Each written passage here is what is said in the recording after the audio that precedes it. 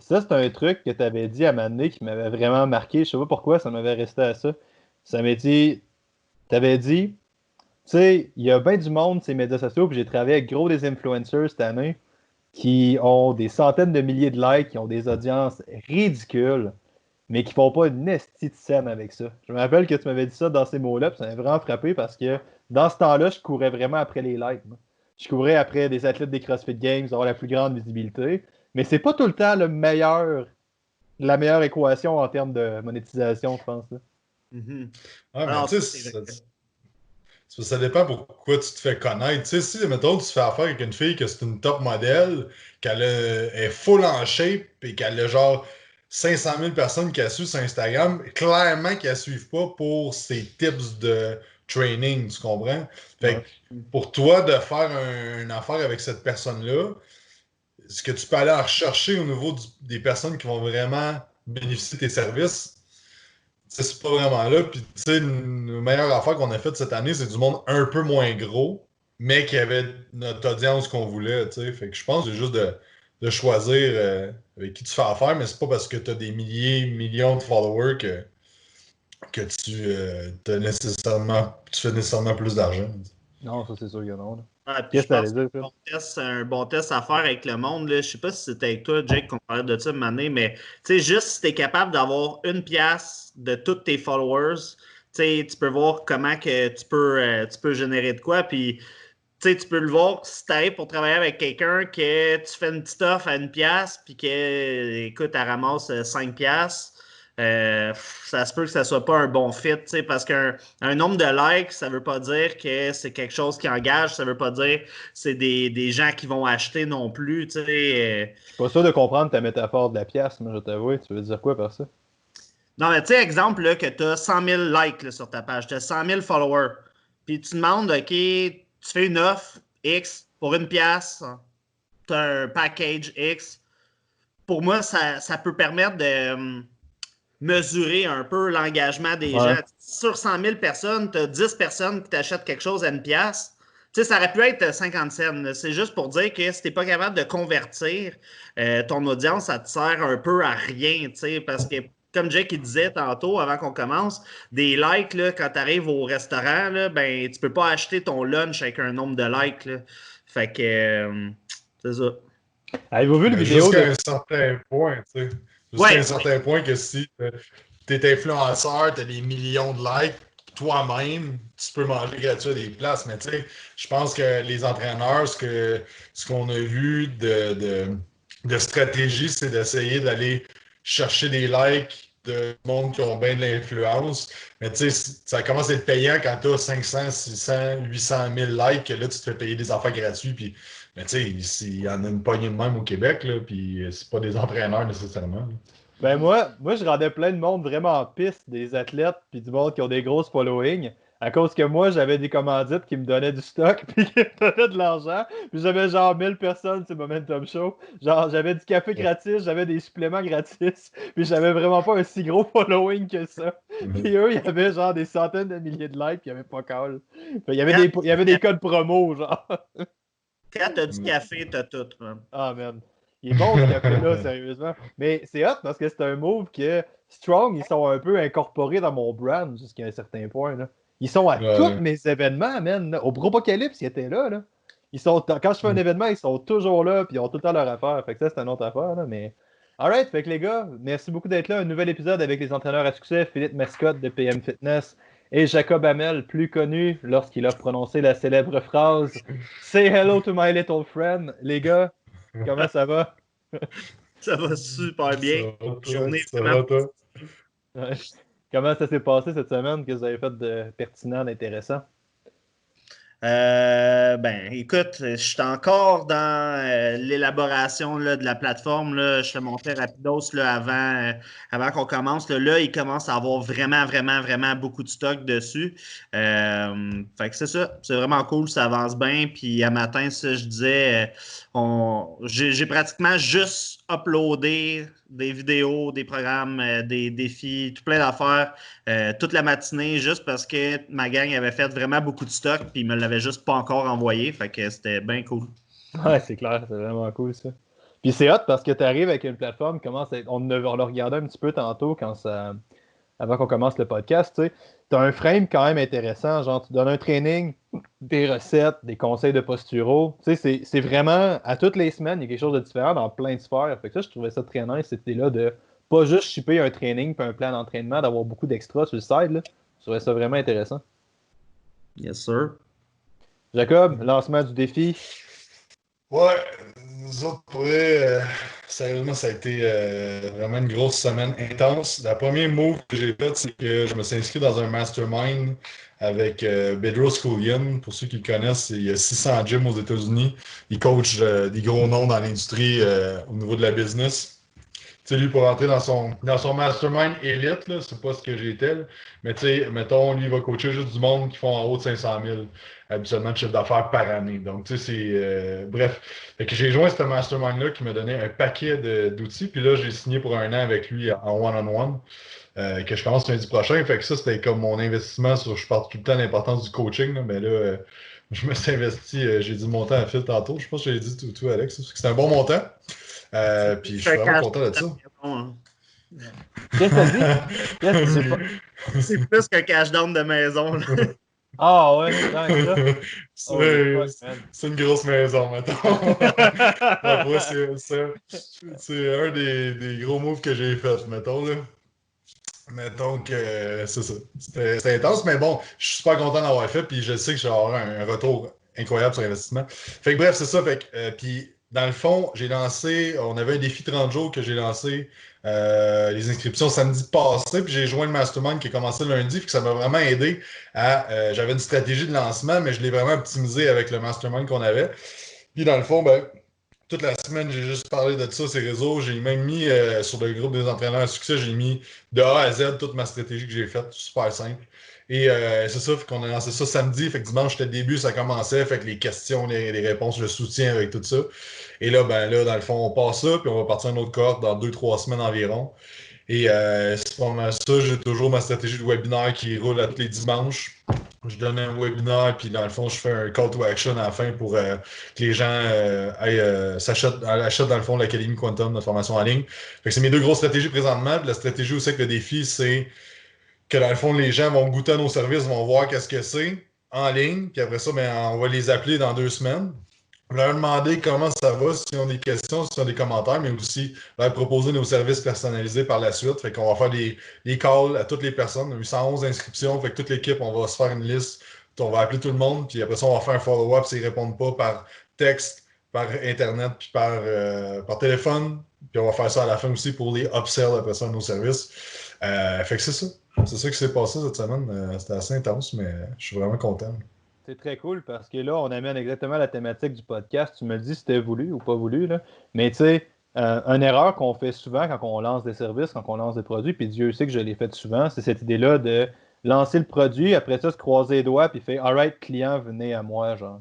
Mais quand vous lancez un produit, souvent, il y a une stratégie non seulement de lancement, mais il y a aussi une stratégie après, pendant, puis tu sais, comme tu dis, tu as un follow-up qui est prévu sur ton monde qui n'ont pas encore refusé, genre. Mais tu sais qu'est-ce que tu vas faire, tu as un certain plan, puis ça rentre peut-être dans la catégorie, corrige-moi si je me trompe, Phil, mais tu sais, dans toute la catégorie, entre guillemets, stratégie de vente jusqu'à un certain point.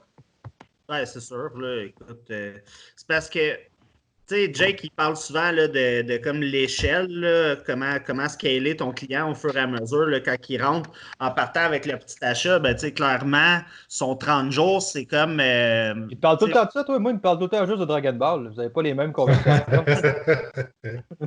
Ouais, ben, il parle aussi de Dragon Ball, mais il parle de l'échelle en même temps. Là, ça, c'est pas vrai.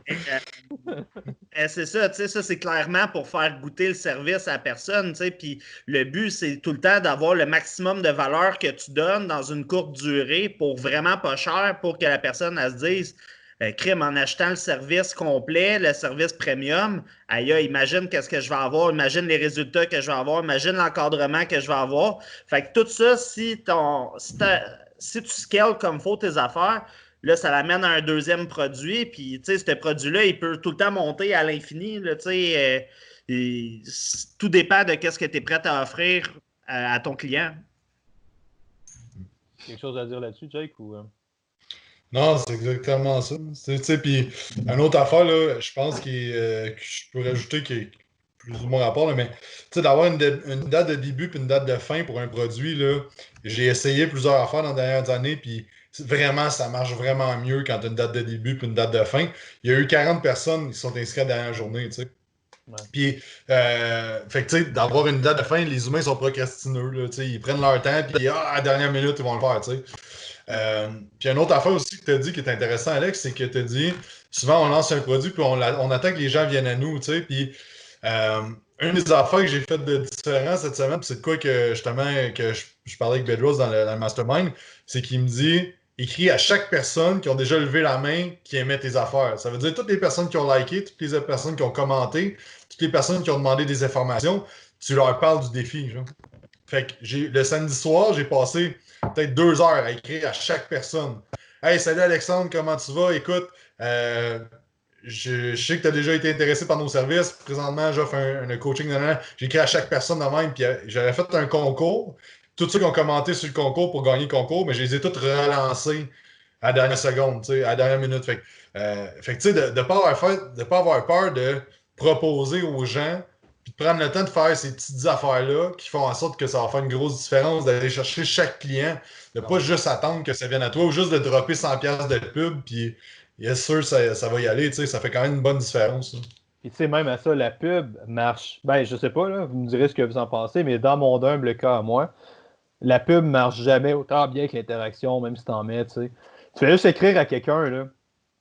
Il va embarquer, il va parler. Au pire, il va te dire non, mais tu sais, au moins, tu as des nouvelles, puis tu crées une certaine relation avec laquelle tu peux bâtir après. Là. T'es pas juste t'es pas juste un autre spam sur un ordi. Là. Puis au pire, si tu y as écrit, puis qu'après ça, tu deviens un spam sur son ordi, ben il est quand même plus conscient de toi, tu as quand même plus de valeur que juste le petit tag sponsorisé en bas, je pense. Là.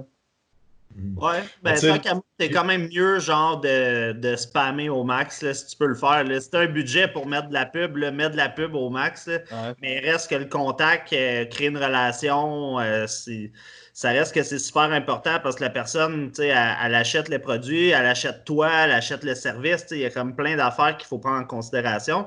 C'est juste que de la publicité, pour moi, ça peut être juste un reminder tout le temps que tu ramènes à la personne. Hey, check, je suis là, genre. Puis là, tu l'écris en privé. Puis là, elle te répond pas. Tu envoies une vidéo, elle te répond salut. Puis là, elle voit ta pub après. Puis là, elle te voit sur un autobus. Puis tu sais, comme tu roules ça à côté. Fait que moi, je pense que c'est l'idéal. Là. Quand tu peux, là, tu pousses ça au max. Moi, là, pour vrai, quand j'avais roulé mes pubs, OK, sur le boulevard avec comme les abribus, tout le kit, c'était tellement écœurant parce qu'il y avait plein de monde qui me répondait jamais. Que là, il m'envoyait des screenshots, genre de comme, hey, man, t'es en arrière d'un autobus, tu sais. C'était tellement drôle. Mais non, mais tu sais, regarde, je pense que c'était hier, Jake, qui avait dit ça. Puis c'est vrai aussi, tu sais, quand t'es un peu pushy, des fois, c'est déjà arrivé, là, je me fais dire comme, hey, tu sais, pour vrai, comme, t'es vraiment pushy. Mais tu sais, dans le fond, c'est juste parce que je suis fucking motivé à les aider à avoir leur but, tu sais. Fait que c'est juste parce que des fois, les personnes sont tellement confortables dans leur environnement que là, ils se font bousculer un peu, là, comme ils sont chez eux. C'est comme, pourquoi lui, il m'écrit autant que ça? Puis là, ils sont inconfortables, mais tu sais, c'est juste parce qu'ils passent pas à l'action, là, c'est tout. Ouais. Hey, mais ça, là, la meilleure affaire que tu peux dire, c'est Cardone qui dit ça, Phil. Là, ou c'est ça? Mais bref, il dit, tu sais, quand quelqu'un dit, Chris, toi, t'es bon vendeur, ou puis là, tu peux juste te dire, genre, hey, excuse-moi, je pense que tu confonds ma passion à vouloir t'aider pour de la vente. Là. Tu sais, je veux juste t'aider. Là. Mais tu sais, Ouais. juste des fois de faire ça, ça va juste casser le fait que c'est juste parce que là, comme Phil dit, il bousculait un peu.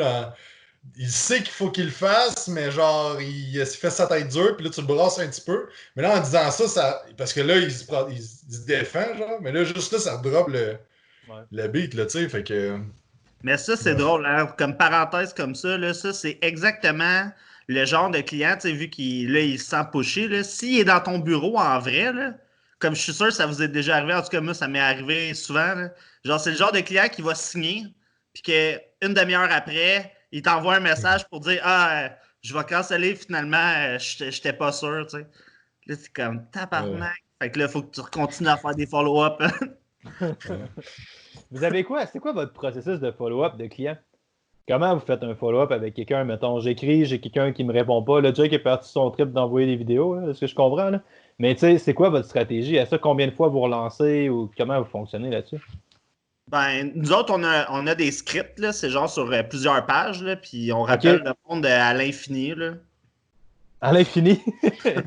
Ouais, ben, de année, on arrête de les appeler parce que les priorités, comme ils bougent, ben, tu sais, Ouais. ils restent tout le temps quand même dans la liste, là. Jake, as-tu un processus un Ouais. peu plus précis de follow-up, toi? Ouais, tu sais, pour vrai, à un Le certain tien est moment précis. donné, j'arrête. Le tien est précis, Pour- Phil, mais je veux dire, tu sais, je pense pas que tu vas nous dévoiler tes scripts en ce moment, là, ça serait long un peu, là.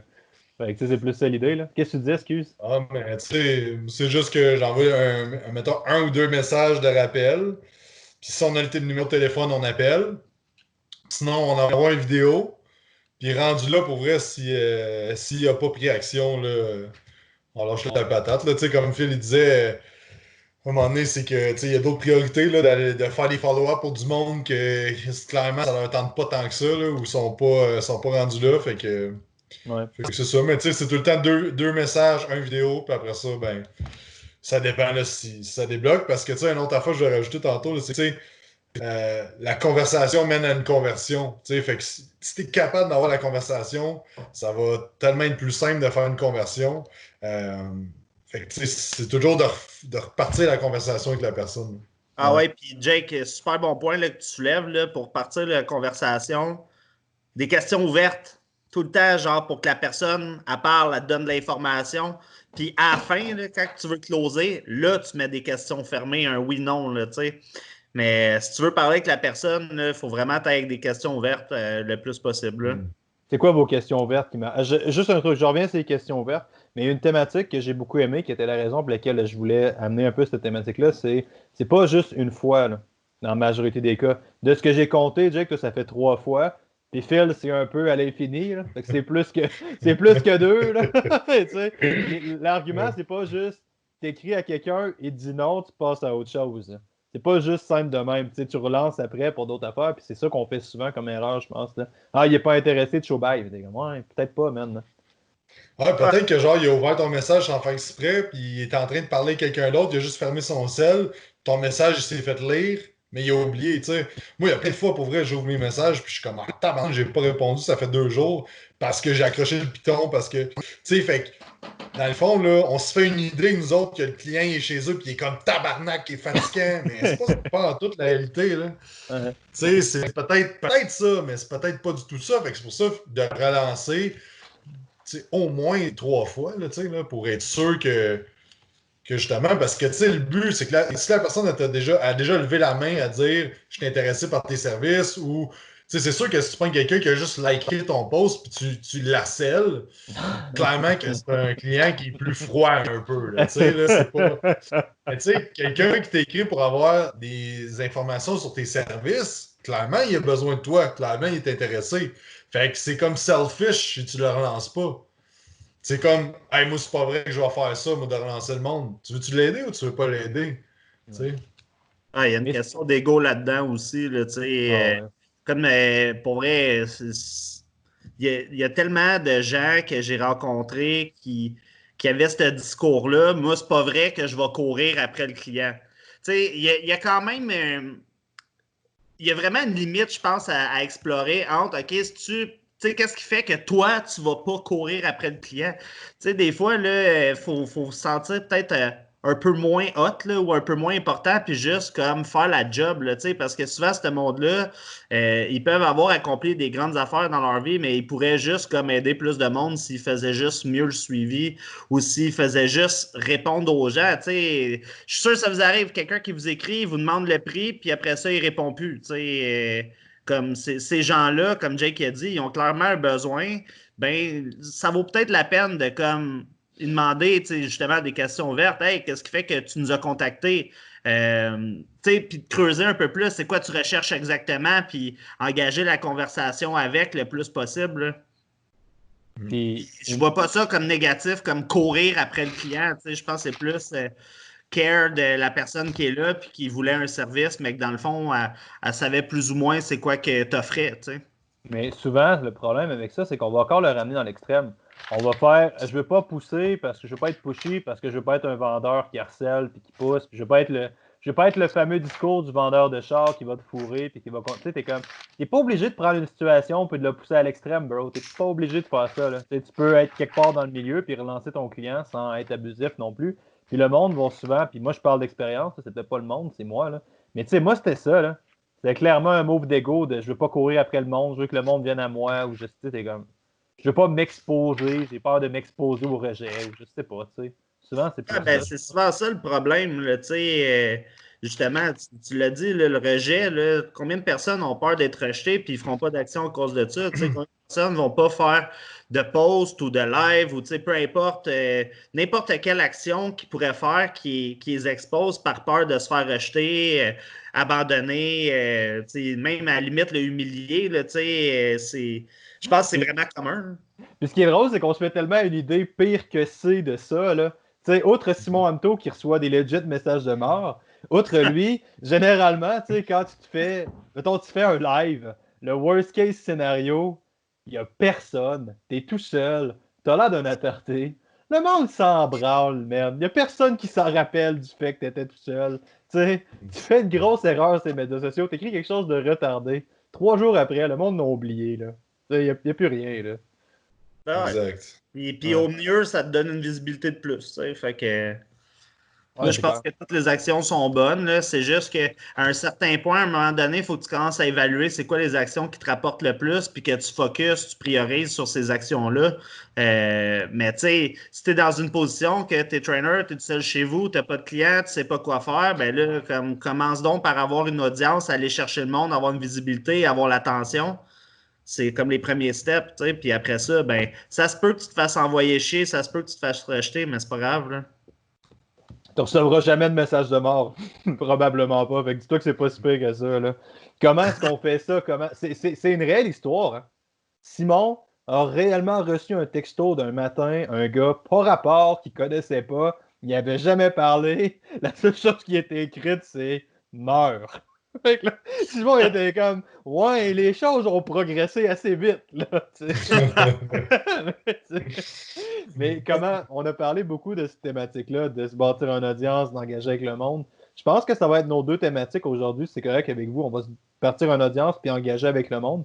La première affaire que je me demandais, c'est on a parlé d'avoir des questions ouvertes. Comment est-ce qu'on fait pour entretenir on a dit la conversation amène à conversion. Comment est-ce qu'on fait pour entretenir une conversation avec quelqu'un?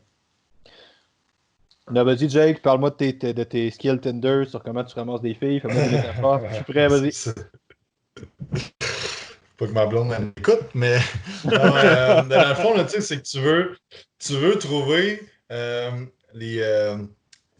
ce qui motive la personne, c'est quoi ses fears, c'est quoi ses peurs, c'est quoi ses défis, d'aller creuser dans le fond, c'est ça que tu veux savoir. C'est quoi présentement qui fait en sorte qu'elle n'ait pas atteint ses objectifs. Puis, une des questions moi, que je vais faire quand quelqu'un, faut que je le fasse plus, ça, mais ça demande du temps à faire ça. Mais toutes les fois que quelqu'un commande, j'essaie d'y écrire hey, merci d'avoir commenté notre post. Qu'est-ce que je pourrais faire pour toi pour t'aider à atteindre tes objectifs côté fitness? Puis là, ça, c'est ultra ouvert parce que on va pouvoir dire est-ce que tu as des questions au niveau de ton entraînement et de ta nutrition? Je vais varier entre les deux.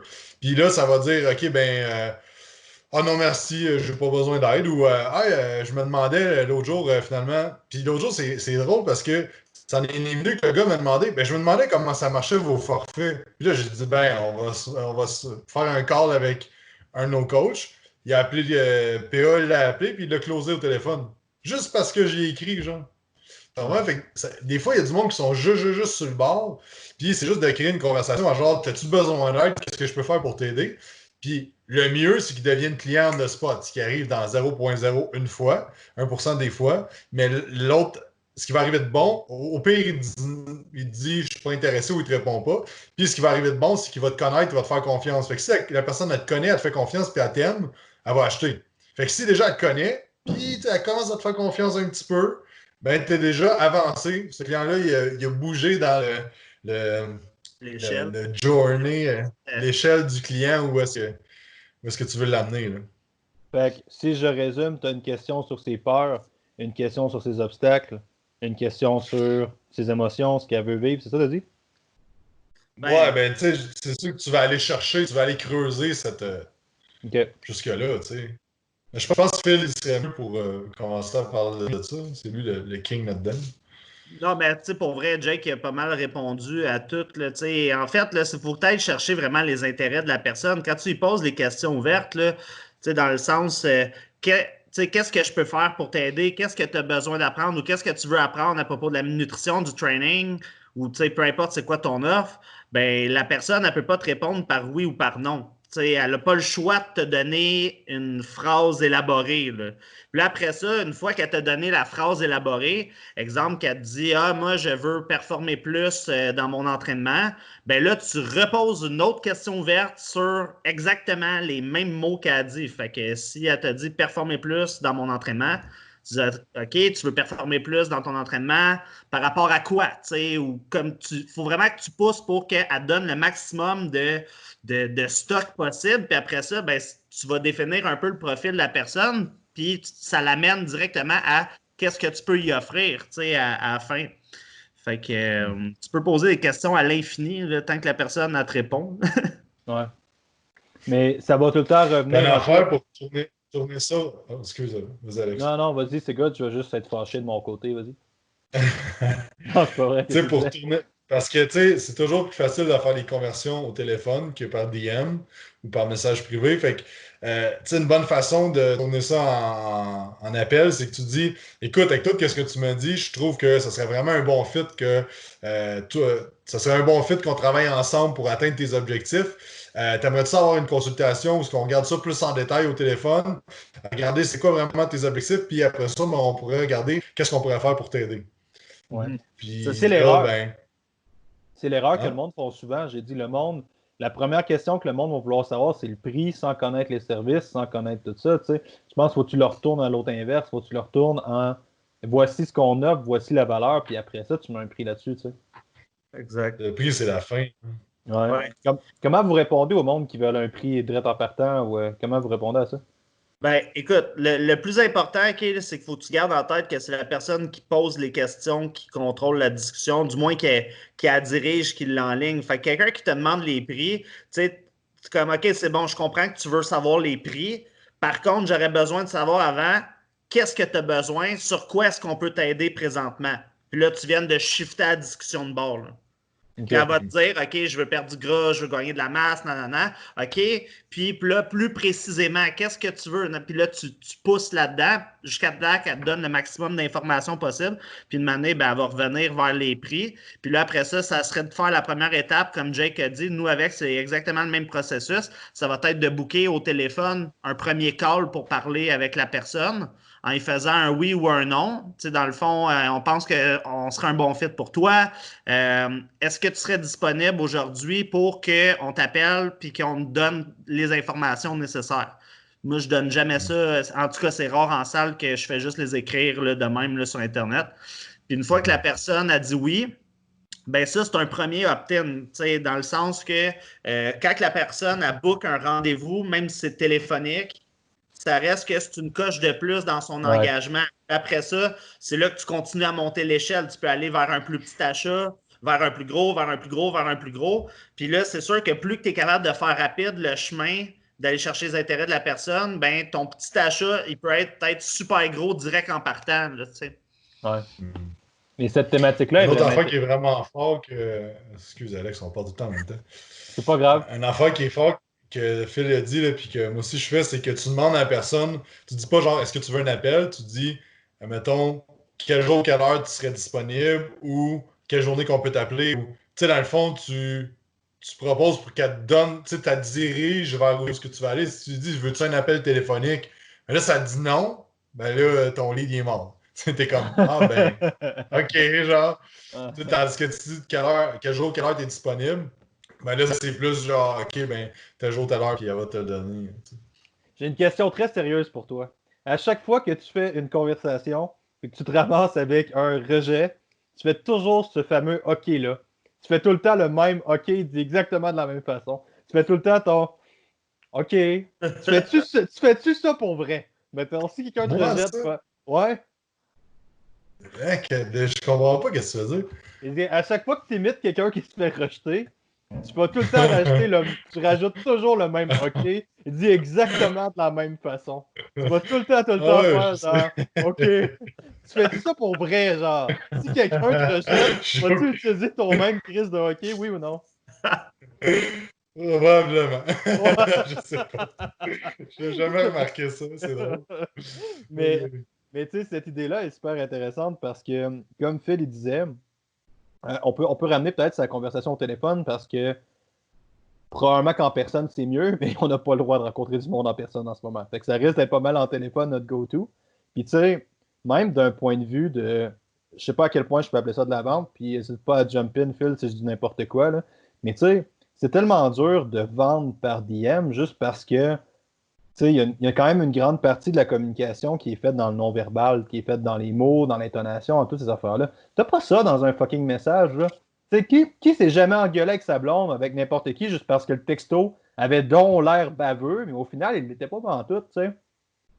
Fait que, Ouais, tu sais, l'avantage que tu as quand tu vends ou quand tu fais des follow-up par DM, c'est que tu peux prendre vraiment le temps de penser aux mots que tu écris. Là, ça, je pense que c'est le plus gros avantage. Là. Ma blonde, elle me voit souvent écrire des messages au monde. Là. Écoute, souvent, là, j'écris, j'efface, je réécris, j'efface, j'écris. Puis là, genre, je retourne lire qu'est-ce qu'il m'a dit. Je prends un mot, je le mets là, pour que ça soit le meilleur fit possible. Mais encore là, tu sais, je pense par message, ça va rester des follow-up principalement. Tu sais, tu peux vendre là, par message. Exactement tantôt, j'ai juste fait un follow-up avec quelqu'un, puis j'ai vendu un petit bundle de sessions de business. Puis pour vrai, ça faisait une semaine que j'avais pas eu de retour. Puis là, poc, ça s'est passé un matin. ouais. Fait que ça se fait, tu sais. C'est juste qu'il faut que tu entretiennes l'habitude de le faire, tu sais.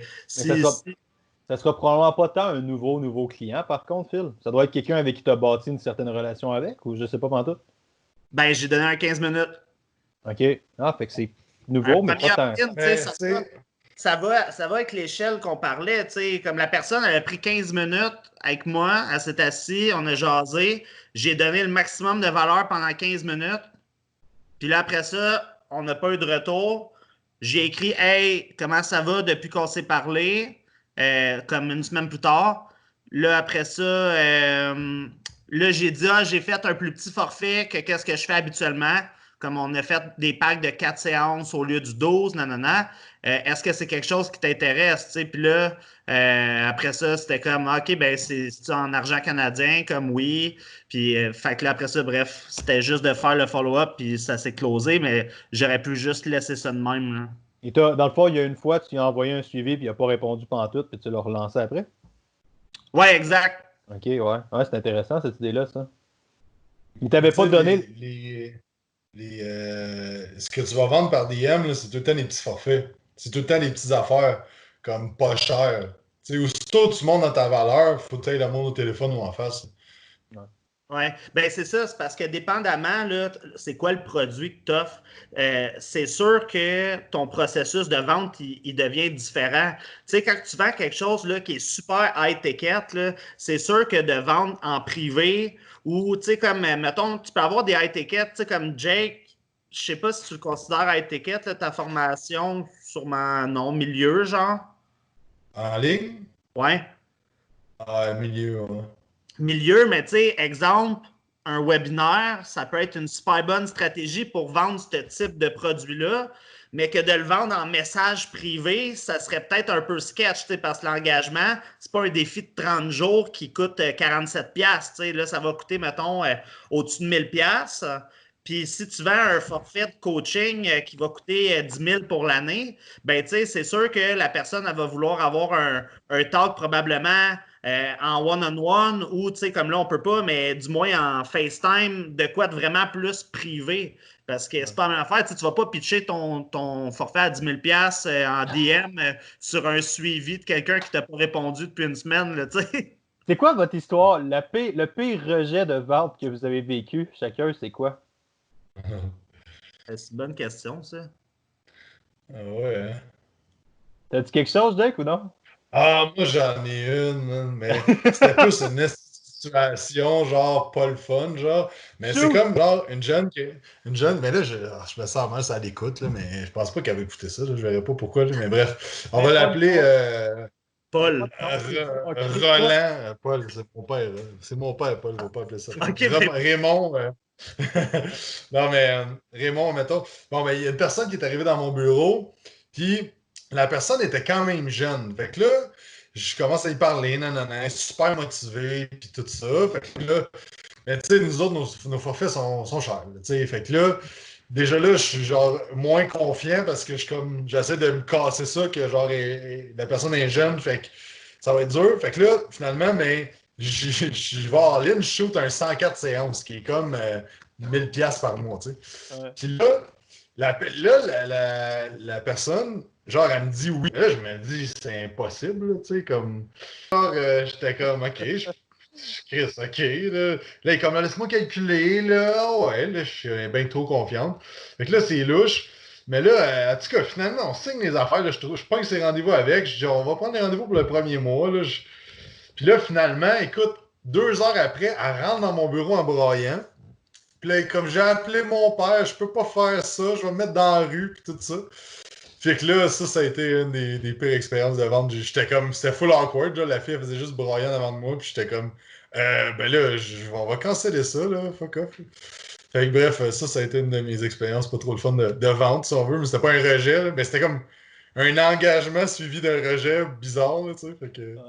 Ouais, c'est une anecdote de l'année passée. Mais c'est quand même intéressant parce que là, tu as dévoilé quelques petites affaires. Tu as dévoilé j'ai de la misère à vendre à des jeunes. Genre, tu disais que tu avais un certain préjugé envers les jeunes en disant qu'ils étaient prêts. Ce qui n'est pas nécessairement faux, right? Jusqu'à un certain point. J'ai 2 de nos vraiment bonnes clientes qui ont signé à 18 ans. J'en ai une qui a signé à 17 ans, puis elle est encore avec nous autres. Elle nous a amené son ami qui avait pris un forfait de 52 séances.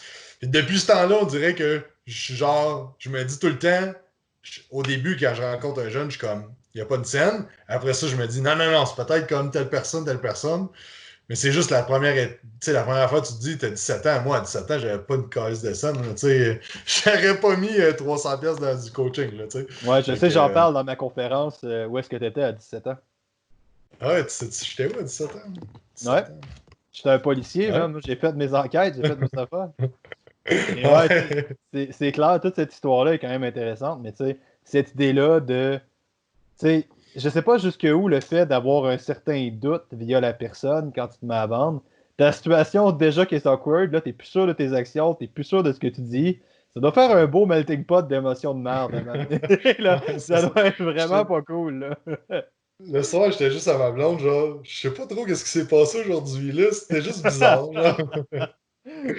Mais bon. Ouais. T'as jamais eu de client hystérique? J'avais personne qui trouve un char de merde parce qu'il avait vendu quelque chose, non? Écoute, genre de comme. Non, ça a été du monde qui ont. Mettons les pires Phil, il rit. situations. Phil, il y en a eu un, lui. Phil. Phil, il en a des bien meilleurs que moi, là. Mais tu sais, mettons, c'était du monde qui m'appelait après et qui était comme, ah non, je peux pas faire ça. Ou, un moment vraiment awkward à un moment donné, c'est que je vends un forfait, je dis que c'est par mois. C'est écrit sur le contrat que c'est par mois. Le prix est par mois, là. Tout est par mois, là. Tu sais, puis là, la personne, là, genre, comme, à un moment donné, on continue à parler un coup qu'elle a signé, puis là, elle catch que c'est par mois et non par année. Puis là, c'était juste awkward parce qu'elle était comme, ah, c'est par mois! Là, j'étais comme, ben ouais. Puis t'as comme 52 séances de coaching, c'est pas 500$ pour l'année, là, tu sais. Ouais. En tout cas, ça, c'est des moments des fois moins évidents, mais je vais laisser Phil, c'est sûr qu'il y a des bonnes anecdotes là-dessus. Ouais, Phil. Ah, mais ça, là, qu'est-ce que tu viens de dire, là, man, ça m'est tellement arrivé de fois en plus. Il y a une fois, tu sais, la personne, genre, tu lui dis le prix, puis là, comme, et là, c'est pour l'année. Là, je suis comme, ça a déjà l'air cher, mais tu es comme, ben non, c'est par mois. C'est rough, là. Ouais. Mais comme, à un moment donné, puis je ne sais pas si c'est comme quand que je close, ça close sur un esti de temps, là. Mais l'autre fois, ça fait quand même une couple de mois de ça. Le gars, il s'est rendu compte comme 3 mois plus tard que son paiement, c'était pas annuel, c'était genre mensuel. Puis là,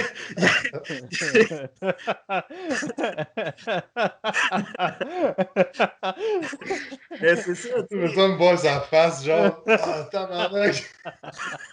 Non, mais c'est parce que comme la personne apprend ses services. Puis tu sais, honnêtement, là, c'est super clair. Là, comme le papier, là, je l'ai fait le plus clair possible pour comme qu'un enfant comprenne.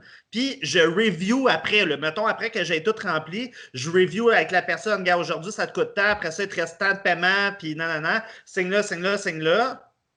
On passe à travers tout le kit. Là, la personne, elle prend ses rendez-vous, tout. Puis comme 3 mois plus tard, genre, je reçois un appel que c'est comme Hey Phil, il y a une erreur avec les paiements, là, je suis billé à tous les mois. Là, je suis comme, tu sais, moi, les clients qui ne s'entraînent pas avec moi, je ne connais pas tout par cœur, c'est quoi leur forfait, puis etc. Fait que là, je suis comme, OK, mais tu sais, je vais aller voir c'est quoi ton forfait. Mais déjà, juste quand quelqu'un m'appelle et me dit ça, genre, pour vrai, je suis habitué à crise de remplir mes contrats, je suis comme, dude man, c'est sûr que tu as un forfait mensuel. Là. Fait que je vais chercher mon petit papier, je check mon papier. Ben oui, check. Là, j'envoie genre une photo. Comme ton paiement, c'est à tous les mois. Tu sais. Ah! Ah! Genre, comme quasiment une crise de cœur. La personne s'attendait à ce que j'en rembourse direct là pour 2 mois. Tu sais, elle pensait qu'elle avait payé 3 ans. Comme ça ne marchait pas. Là, fait que, tu sais, finalement, on a juste cancellé ça. Ouais. Bref. Qu'est-ce que tu allais dire, Phil? Excuse. Ben, c'est ça. Je pense que, on disait la semaine passée, là, les gens, comme, ils achètent émotionnellement puis sont closés après rationnellement, de la façon que tu l'as justifié. Une année, c'était ça, ma blonde, elle me disait, je pense des fois, tellement sur le closing, tu sais, comme dans une évaluation, là, tu fais monter l'émotion au max, là, tu vas tout chercher les informations possibles, puis tu lui proposes exactement ce que le client a besoin. C'est crissement dur de ne pas closer à personne, là, fait que là, la personne est full motivée, elle l'achète, puis finalement, elle se rend compte comme 3 mois plus tard que c'est plus que qu'est-ce que je m'attendais à payer, mais dans le fond, j'avais tout expliqué, puis tout est super clair, là, je fais pas de passe-passe là, pour crosser le monde, mais comme les gens, des fois, je pense, sont tellement motivés à commencer que là, une année, ben écoute, ils achètent, fait que là, après ça, il faut dealer ça. C'est que tu dois être très bon pour les hyper, comme tu dis. Hein. Tu dois être très bon pour leur donner envie d'acheter et les embarquer avec toi. Là. Fait que ça, c'est intéressant. Je te garantis, même passe 1 heure avec moi, là, puis bing, bing, bing. Mais c'est ça, tu sais, comme il y a une autre histoire là, que c'est arrivé, ça c'est quand même moins extrême, là, mais comme le nouveau gym qu'on avait acheté, tu sais, je pognais tout le temps là, des situations parce qu'on a toutes comme Jake tu sais. Mais genre, je passais mon temps à avoir des situations parce que c'est un gym qu'on a racheté, que là, on a mis ma bannière dessus, qu'on a tout changé les forfaits, qu'on a augmenté les services, on a augmenté les prix, on a rajouté de l'équipement, puis tout. Puis une année, il y a un gars, genre, qui arrive. Là, je dis le prix de l'abonnement. Puis, tu sais, pour vrai, là, c'est vraiment pas si cher. C'est comme 50$ plus taxes par mois. Puis là, la personne est comme, ah! 50$ par mois? Là, je suis comme, ouais. World Gym, ils font ça à 10$. Là, la stratégie de comparaison par excellence, OK, mais tu sais, si c'était le même prix, c'est qui que tu prendrais? Ben là, je vais dresser. Pourquoi? Ah, ben là, c'est bien plus privé. OK, quoi d'autre? Ah, il n'y a pas d'attente. Quoi d'autre? Ah, il y a plein de machines, c'est tout neuf. OK, quoi d'autre? Les donne un paquet de raisons. Mais tu sais, pour vrai, c'est bon comme stratégie, ça, j'aime ça, ouais. Ouais, mais tu sais, c'est la meilleure façon là, de. Tu sais, quand tu as un comparatif comme ça, tu mets sur le même pied d'égalité le niveau du prix, puis tu compares les services. Si c'était le même prix, c'est qui tu prends?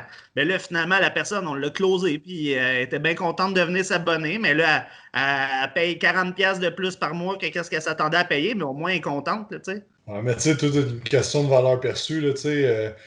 On en a parlé, là, mais tu sais, si tu dis, hey, 20 000$ pour un char, 20 000$ pour une Ferrari, c'est pas cher, puis 20 000$ pour une Tercel, c'est trop cher. Fait que, tu sais, c'est juste en perception du monde face au service qu'il faut que tu montres que ton service vaut plus que tu demandes encore, tu sais. Puis, mais tu sais, il y a du monde qui utilise des stratégies. Moi, j'ai jamais fait ça, mais tu sais, la stratégie Pepsi, là, tu sais, que.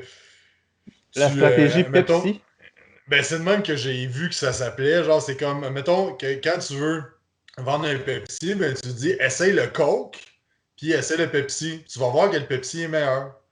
Tu es tellement sûr de la qualité de ton service que tu envoies le client essayer ton compétiteur, quitte à y payer pour qu'il voit que toi, tu es meilleur. Tu comprends un peu? Ouais. J'ai jamais fait ça, mais je dis comme peut-être que quelqu'un pourrait exploiter ça, mais j'irais que la façon à faire en premier. Ah ouais, c'est clair. Ouais. Mais tu sais, c'est tout le temps une question de valeur perçue. Puis après ça, il faut que ton processus de vente il soit solide. Il faut que tu te fasses des étapes. Tu peux pas juste comme espérer closer tout le monde que tu rencontres ou espérer que tout le monde se pointe sans processus de vente. Tu sais, ça te prend un point de contact. Après ça, ça te prend toujours comme une façon de comme scaler ton client là, dans ton échelle. Tu n'as pas le choix. Là. Ouais. T'as vraiment pas le choix. Là. Sinon, ben, tu fais juste genre te battre un peu comme dans un domaine où il y a du monde qui font des processus de vente puis qui vont ramasser le client que tu n'es pas prêt à ramasser. Là. Non, c'est clair. Ouais, c'est intéressant cette idée-là d'avoir une certaine notion de rarité du client, que le client est rare jusqu'à un certain point. Là. Ben, le client, il n'est pas rare. Là, des clients, non, mais il en a à l'infini. Là, des clients, là, c'est critiquement pas ça qui manque. Puis moi, c'est pour ça que ça ne m'a jamais dérangé de donner mes trucs de business. Pis tout, parce que des clients, là, il y en a en masse. C'est juste que, comme, souvent, qu'est-ce qui bug? C'est comme ton filet à client, il est-tu assez gros ou non? Si tu es rendu qu'il faut que tu en laisses passer pour les autres, ben, c'est correct. Il y a toujours des clients à l'infini. Mais je pense qu'on a tout avantage à avoir le plus gros filet possible. Puis que toute la business, puis tout grossisse avec ça. Là. Ouais, c'est vraiment bon comme métaphore, ça. Je sais la que métaphore du filet. Hein? Ouais, je les aime, tes métaphores, c'est bon. Ben, l'idée du filet est intéressante. Comment tu grossis ton filet? En mettant une stratégie, là. En prenant de la formation puis du coaching. En écoutant des podcasts hein, comme celui-là. Mais mettons purement en termes de clients, comment tu t'assures de pouvoir servir le plus de clients possible? Ou... Tu engages du monde, tu loues des locaux, tu ouvres des gyms, tu crées des formations. Tu sais, c'est même pas dans les services. Il faut que tu aies des multiplicateurs. Si tu es un entraîneur tout seul, ben, ta capacité maximale, c'est le nombre de personnes que tu es capable d'entraîner dans une semaine, puis ça finit là. Ouais. Qui n'est pas si élevé que ça, d'ailleurs. Tu ne peux pas te permettre de coacher en privé 45 heures semaine pendant 15 ans. Là. À un moment donné, ça ne marchera pas. Là. Tu ne peux pas juste avoir des rendez-vous non-stop. Là. Non, pour l'avoir vraiment... je t'ai dit, une année, c'est plus vivable. Là. Non, c'est vraiment drainant. Tu sais, je pense que c'était avec toi qu'on parlait de ça, Jake. Là. Je pense que c'était quoi? C'était 30... On s'était dit combien? On s'était dit 35 heures-ish, mettons? Un truc de même? Avant que ça commence à venir de la merde, là? Ah, c'est ça. C'est le max, tu sais. Même 35 heures, là, si tu es cédé et vraiment là avec le client, là, ça commence à être du stock. Là. Ouais, c'est clair. 100%. Un autre affaire là, qui est fort, c'est on parle de processus d'acquisition de clients et de procédés. Tu sais, first, d'avoir une structure, comme Phil disait, de dupliquer ton temps, là, d'avoir soit une affaire qui tu peux rouler tout seul sans que tu sois là ou whatever. Mais aussi, tu sais, présentement, quand tu as du monde qui t'écrit des messages, d'avoir un script que tu suis. Puis quand tes autres téléphones, là, ce qui est merveilleux au téléphone, là, c'est que tu peux lire ta feuille. Tu sais, fait que tu peux poser tes questions en notes, tu te prends les notes à côté, puis là, tu ramènes avec les mots que la personne a dit. Fait que tu sais, tu peux te faire un propre script pour aller poser les questions, puis même faire les objections. Tu le sais, les objections, ça va être quoi? J'ai pas le temps, faut que je pense à ça, faut que je demande à ma femme, puis c'est trop cher. Je pense pas qu'il y en a d'autres, il y en a pas d'autres qui viennent. Fait en sachant que je demande à ma femme. Ben oui. T'as jamais eu le third party objection? Ben non, jamais vraiment. Ben, moi, ça m'est déjà arrivé, quand même. Ah, je demande à mon chum. Je demande à mon mari, faut que je check mon budget. Mais tu sais, tu mets toutes sur une feuille, puis tu t'écris tout de suite les réponses qu'il faut que tu donnes. Comme ça, t'as pas de ah, fuck, ok, si je pensais qu'elle allait me dire oui, là, je dis quoi? Là, ah, ok, ben c'est correct, pense-y, puis rappelle-moi. Oublie ça, là, c'est parti là, quand c'est rendu ça. Fait que là, t'es écrit tes objections. Tu sais, je sais que Phil, il est vraiment bon. Lui, il va le faire vraiment bon quand il est one-on-one avec la personne. Mais moi, ça m'aide beaucoup d'avoir des notes de même. Parce que justement, ben, je suis moins habitué avec ça, puis je suis moins quick là-dessus. Tu sais. Ben, l'idée de te préparer à des objections, ça, je sais pas si on a déjà dit ça. Dans ma connaissance, non. Cette idée-là, je la trouve très intéressante parce que, comme tu as dit, tu n'es pas autant pris à dépourvu. Là. C'est un peu la métaphore de genre, il y a une situation, il y a quelque chose de négatif qui se passe, t'as pas à la rendre pire avec ton interprétation. Si t'es pas prêt à ça, ben non seulement tu vas avoir un rejet, mais tu vas avoir une surprise par-dessus ton rejet. Fait que là, ça devient pas mal plus dur à gérer, tu sais. Ouais, c'est ça. C'est vraiment Mais je pense que ça pourrait quasiment être un podcast au complet, les objections. Là. Phil, Ouais, il pourra en c'est bon parler. c'est bon d'être préparé à ça. Puis, tu sais, si c'est pas par téléphone, si c'est en vrai, c'est juste de t'entraîner à connaître les réponses que tu peux twister. Là, tu sais. Moi, pour vrai, là, juste te donner un exemple, là, la meilleure clause que j'ai, là, quand que le monde sont comme ah, tu sais, je vais y penser. Je suis comme OK, je comprends que tu veux y penser, mais avant, j'ai 3 questions à te poser. Est-ce que tu peux te payer notre service? Oui, non. C'est dès qu'elle dit non, ben, c'est parce que là, ça marche pas. T'sais. Fait qu'est-ce que tu peux te payer notre service? Est-ce que le service que je te propose, c'est qu'est-ce que tu veux? Oui, non. Est-ce qu'on est l'équipe avec qui tu veux travailler? Oui, non. Si elle a répondu oui aux 3 questions, mais c'est comme go, là, tu veux penser à quoi? Là? Let's go, on signe. Faut que tu aies tout le temps tes petits scripts man, en tête sur comme comment casser l'objection. C'est fait pour être pété en 8, une objection. Ça vient d'où ces scripts-là? Ça vient d'où ces habiletés-là? Où est-ce que tu es allé tirer ça, toi? Écoute, il y en a plein. Il y a plein de formations que j'ai faites pour ça. Mais honnêtement, là, le plus gros là, que je me suis préparé, là, c'est vraiment avec toutes les questions, pas les questions, mais les objections qui arrivaient en vrai. Puis, tu sais, quand tu as organisé là, ta formation Bropocalypse, j'avais demandé à tous mes trainers c'est quoi les objections qui reviennent le plus souvent.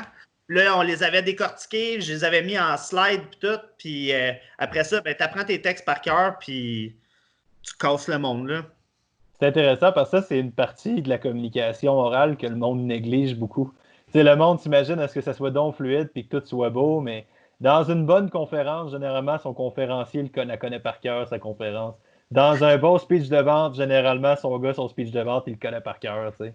Ah, mais c'est super important, tu sais, c'est parce qu'en fait, là, généralement, c'est juste parce que l'humain, il est fait de même, il est fait pour te choquer, genre, il veut de quoi, mais il est comme, ah, j'ai peur, tu sais, fait que, comme, il est fait de même, fait que nous autres, ça doit faire partie de notre entraînement, parce que il y a plein de monde qui sont super bons pour coacher le monde, mais quand ils arrivent à, genre, vendre leur service, ben là, ils sont pas capables. Fait que, tu sais, ils sont super bons pour donner des résultats au monde, mais ils sont pas capables d'avoir des nouveaux clients. Fait que finalement, ben, ils ont pas de clients, ils sont juste bons dans quelque chose, tu sais. Fait que c'est crissement en poche, là. Ah, c'est ça.